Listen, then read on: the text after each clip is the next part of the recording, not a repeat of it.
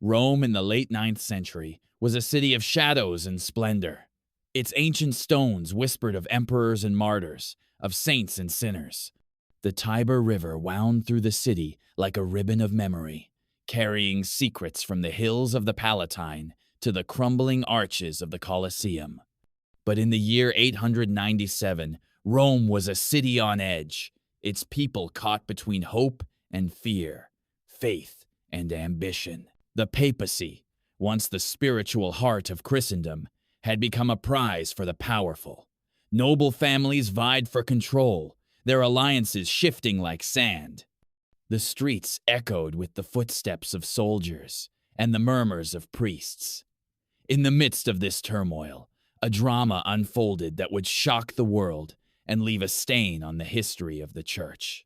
It began with a man named Formosus.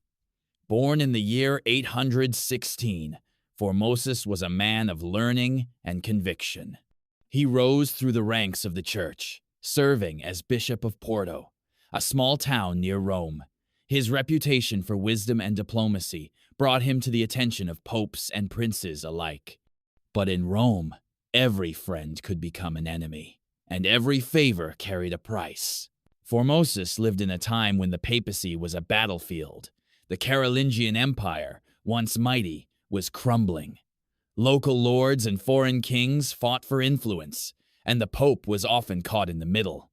Formosus navigated these treacherous waters with skill, but he made enemies along the way. Some accused him of ambition, of seeking power for its own sake. Others saw in him a man trying to hold the Church together in a world gone mad. In the year 891, Formosus was elected pope. He took the name Formosus, meaning handsome, though his face was marked by the cares of the office. He inherited a city divided, a church in crisis. He tried to bring order, to heal old wounds, but the forces arrayed against him were strong. One of his greatest challenges came from the powerful Spoleto family, who ruled central Italy with an iron hand. Guy III of Spoleto, crowned Holy Roman Emperor by Formosus himself, soon became a rival. Formosus, fearing for the independence of the papacy, invited Arnulf of Carinthia, a German king, to march on Rome and drive out the Spoletans. Arnulf answered the call, and for a brief moment, it seemed that Formosus had triumphed. But victory was fleeting. Arnulf fell ill and withdrew, leaving Formosus exposed. In April of the year 896, Formosus died, worn out by the burdens of office. He was buried with honor in St. Peter's Basilica, his troubled reign at an end. But in Rome, the dead do not always rest in peace. After Formosus's death, the papacy changed hands quickly. Boniface VI reigned for only 15 days before dying under mysterious circumstances.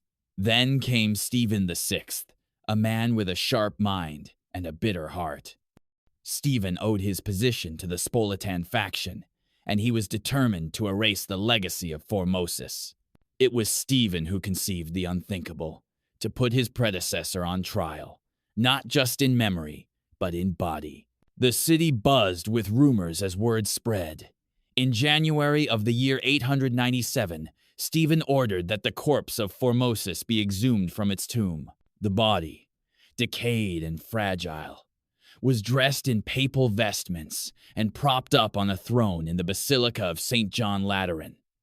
The scene was both grotesque and surreal. A dead pope facing a living court.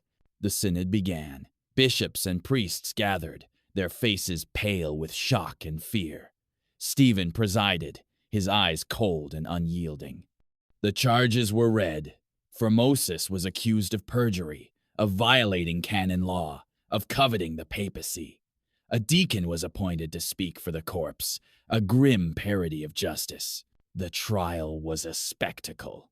Stephen raged, his voice echoing through the basilica. He demanded answers from the dead man, his words laced with anger and contempt. The deacon, trembling, offered feeble replies. The assembled clergy watched in horror, unsure whether to laugh or weep. If you're enjoying this story, don't forget to like and subscribe for more stories that bring history's greatest mysteries to life. Outside, the people of Rome whispered in disbelief. Some saw the trial as a necessary reckoning, a way to cleanse the church of corruption. Others saw it as madness, a sign that the world had lost its way. The city held its breath, waiting for the verdict. It came swiftly. Formosus was found guilty on all counts. His papal garments were torn from his body. The 3 fingers he had used to bless the faithful were cut off, a final insult. The corpse was dragged through the streets and thrown into the Tiber, its fate left to the river's mercy. But the story did not end there. The people of Rome, horrified by what they had witnessed, began to turn against Stephen.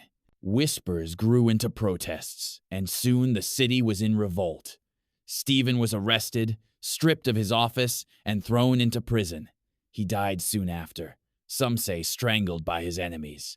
The corpse of Formosus, meanwhile, was said to have washed up on the banks of the Tiber. Some claimed it performed miracles, a sign that the dead pope had been wronged. The new pope, Theodore II, ordered that Formosus be reburied with honor in St. Peter's. The Cadaver Synod was declared null and void, its acts erased from the record, but the scars remained.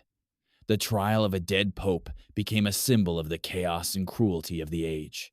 The church, meant to be a beacon of hope, had become a stage for vengeance and fear. The people of Rome, weary of violence, longed for peace. Yet even in the darkness, there were moments of grace. Priests and monks tended to the poor, offering comfort in a world gone mad. The bells of Rome still rang out, calling the faithful to prayer. The Tiber flowed on, carrying away the secrets of the city. The Cadaver Synod became legend, a story told and retold through the centuries. Some saw it as a warning, a reminder of the dangers of pride and ambition. Others saw it as a tragedy, the story of a man who tried to do right and paid the ultimate price. In the end, the story of the Cadaver Synod is not just about a dead pope or a mad trial. It is about the struggle for power, the search for justice, and the hope that even in the darkest times, truth will prevail. The city of Rome endured. Its stones bore witness to emperors and popes, to saints and sinners. The basilica stood tall, their domes reaching for heaven. The people, battered but unbroken, carried on. And somewhere, in the quiet corners of the city, the memory of Formosus lingered, a reminder that history is made not just by the living, but by those who refuse to be forgotten. So, the next time you walk the ancient streets of Rome, or hear the bells of St. Peter's ring out across the city, remember the story of the Cadaver Synod. Remember the courage, the madness, the hope.